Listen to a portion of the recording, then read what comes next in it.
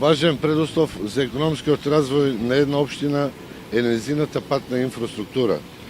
Таа влие врз деловните можности и вкупната привлечност на општината за инвестирање.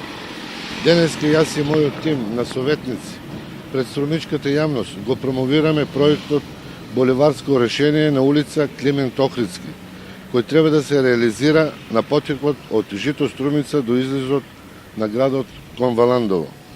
Најпрвен да ве потсетам дека владата веќе инвестираше во реконструкција на овој патен правец. Проектот предвидува проширување на патот со уште 2 ленти и изградба на околни тротоари, осветлување и друга потребна инфраструктура. Должината на предвидениот булевар изнесе од 2700 метри, а вредноста на целиот проект е околу 30 милиони денари.